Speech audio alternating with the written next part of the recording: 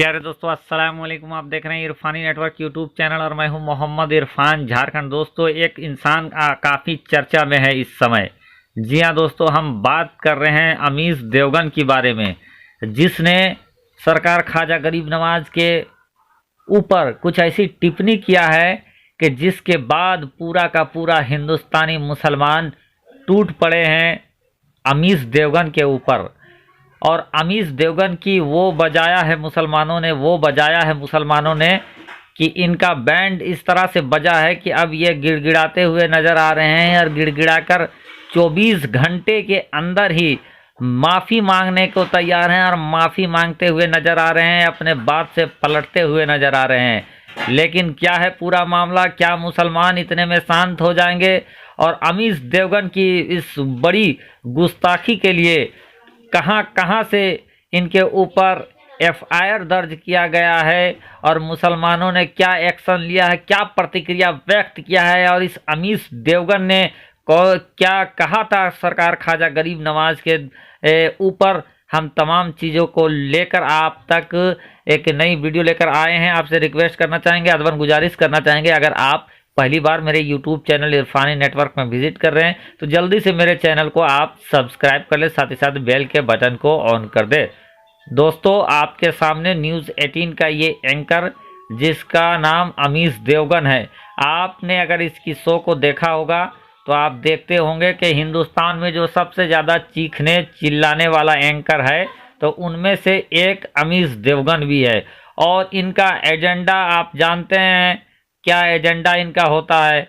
इनका mind set है और टीआरपी के वास्ते ये उसी पर काम अपना करते ही रहते हैं। दोस्तों, इसी तरह से इन्होंने एक प्रोग्राम किया था आर पार, जिस प्रोग्राम का नाम है आर पार, जिसमें इसने कुछ मौलाना, एक आध मौलाना, एक दो पंडित और दो चार राजनीतिक पार्टियों को लगाकर इन्होंने स्टार्ट कर दिया अपना काम, जिसमें ये माहिर है। और उसी में इन्होंने सरकार ख्वाजा गरीब नवाज की बारगाह में इतनी बड़ी गुस्ताखी कर दी कि ख्वाजा गरीब नवाज को इस अमीश देवगन ने आक्रांता यानी आक्रमणकारी और लुटेरा चिश्ती इस तरह के शब्दों से कह दिया। और जब वो वीडियो सोशल मीडिया में सामने आया दोस्तों, पूरा का पूरा भूचाल सा मच गया और इसकी सामत आ गई है। दोस्तों, इससे पहले भी मैंने एक वीडियो बनाकर जानकारी दिया था, लेकिन अब लेटेस्ट जानकारी ये है कि अब अमीश देवगन के गले में, अमीश देवगन के हाथों में हथकड़ी लगने वाली है। जी हाँ दोस्तों, इनके ऊपर हिंदुस्तान में जगह जगह से एफआईआर दर्ज हो रहा है और लगातार दर्ज होता ही जा रहा है। साथ ही साथ हिंदुस्तान के जो बड़े बड़े खानकाह हैं उन्होंने इस अमीश देवगन के ऊपर अपनी निगाहें टेढ़ी कर दी है और हर जगह से, बरेली से लेकर हर जगह, जहाँ जहाँ मुसलमानों का बड़ा बड़ा खानकाह है, जहाँ अल्लाह के वलियों का दरबार है, हर जगह से इनकी आलोचना की जा रही है, इनकी प्रतिक्रिया, इनके उस वक्तव्य का खंडन किया जा रहा है और घोर निंदा किया जा रहा है। और इसको सीधा सीधा मुसलमानों को आहत करने वाला, इस्लाम धर्म को आहत करने वाला इनके बयान को मानते हुए इनके ऊपर सख्त से सख्त एक्शन की बात करके इनके ऊपर एफआईआर दर्ज करा दिया जा रहा है। कई जगह पर एफआईआर दर्ज करा दिया गया है। खुद अजमेर शरीफ में, अजमेर शरीफ के खुदामर जो कमेटी होती है, इसकी आलोचना करते हुए उन्होंने नज़दीकी थाने में जाकर एफआईआर दर्ज कर दिया है। साथ ही साथ हिंदुस्तान के मुख्तलिफ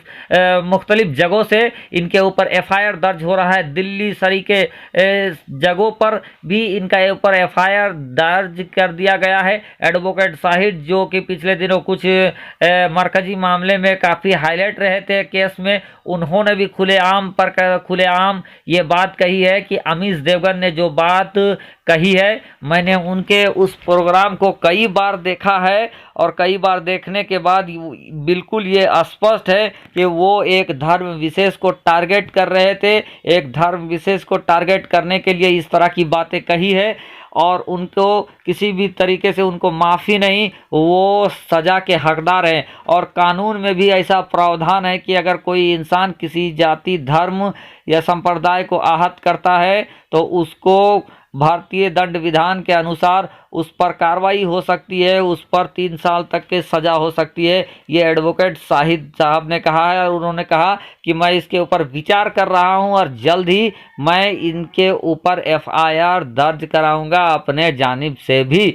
तो दोस्तों, इन तमाम एफआईआर होने के बाद अमीश देवगन में थरथरी, अमीश देवगन में लर्जिश कायम हो गया है और डर के मारे अब अमीश देवगन स्पष्टीकरण दे रहा है और 24 घंटे के अंदर मुसलमानों ने के कड़े तेवर की वजह से, 24 घंटे के अंदर मुसलमानों के जलाल की वजह से, 24 घंटे के अंदर मुसलमानों की रुबाब और मुसलमानों के गुस्से की वजह से अमीश देवगन अपने पूरे बात से पलटने की कोशिश कर रहा है और इस पूरे मामले से पीछा छुड़ाना चाह रहा है। इसी वास्ते 24 घंटे के अंदर अमीश देवगन ने अपना एक ट्विटर करके एक जानकारी दिया है और कहा है कि मैं जानबूझकर ख्वाजा गरीब नवाज के शान में गुस्ताखी नहीं करना चाहता था, मैं चिश्ती नहीं, मैं खिलजी कहना चाहता था। लेकिन दोस्तों, इनका इतना भर कह देने से कि वो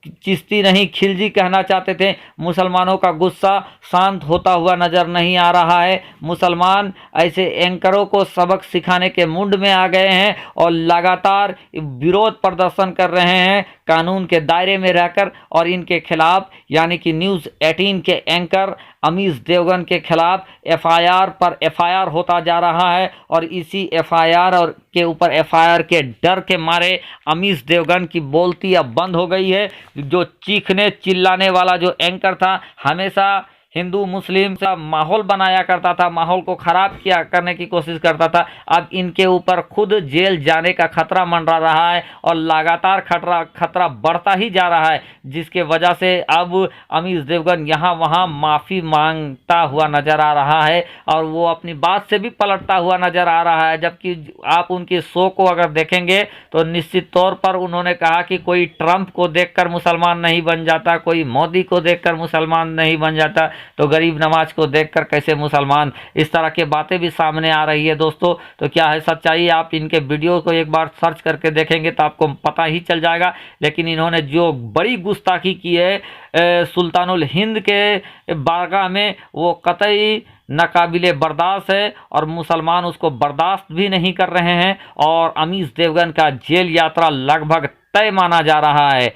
तो दोस्तों, जो अमीश देवगन अब बात से पलटते हुए नजर आ रहे हैं और जो ये कह रहे हैं कि मैं चिश्ती नहीं मैं खिलजी कहना चाहता था, हमें माफ़ कर दिया जाए, गलती से हो गया, तो क्या लगता है कि अमीश देवगन को माफ़ किया जाना चाहिए? आप सभी लोगों से मैं आपकी प्रतिक्रिया जानना चाहूँगा कि अमीश देवगन ने जो ख्वाजा गरीब नवाज के शान में जो उन्हें आक्रांता, जो उन्हें लुटेरा तक कह के जो अपमान किया है, क्या मुसलमान इस अपमान को सहन कर लेगा? क्या मुसलमान को अमीश देवगन के स्पष्टीकरण के बाद मुसलमानों का गुस्सा शांत हो जाएगा?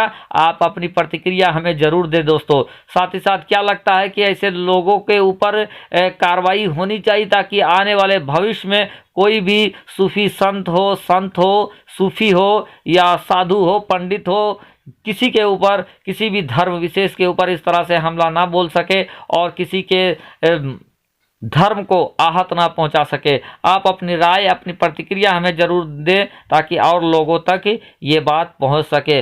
फिलहाल दोस्तों, अमीश देवगन की ये बात ट्रेंडिंग टॉपिक पे चल रहा है और मैं आपको बता दूं दोस्तों, कोई बेवकूफ़ से बेवकूफ़ इंसान ही होगा जो सुल्तानुल हिंद के बारे में इस तरह से बोलेगा, वो भी हिंदुस्तान के अंदर रहकर। हिंदुस्तान का बड़ा बड़ा मंत्री, बड़ा बड़ा वजीर, हिंदुस्तान के खुद पीएम जब सरकार ख्वाजा गरीब नवाज का उर्स होता है तो उनकी बारगाह में चादर भेजता है, उनकी बारगाह में अपना एक डेडिकेशन भेजता है, जो सरकार की बात रखता है कि देश के अमन शांति के लिए दुआ करने के लिए डेडिकेशन भेजता है। यानी एक तरह से अदब के दायरे में आकर ख्वाजा गरीब नवाज की बारगाह में जाकर वो मन्नतें मांगता है कि देश में शांति रहे, यानी कि उनसे अकीदत करता है, उनसे मोहब्बत करता है। तो जिस देश का प्रधानमंत्री ख्वाजा गरीब नवाज से मोहब्बत करे, जिस देश का बच्चा बच्चा ख्वाजा गरीब नवाज से मोहब्बत करे, वैसे ख्वाजा गरीब नवाज के शान में गुस्ताखी नाकाबिले बर्दाश्त है और माफ़ी से परे है। ऐसे लोगों को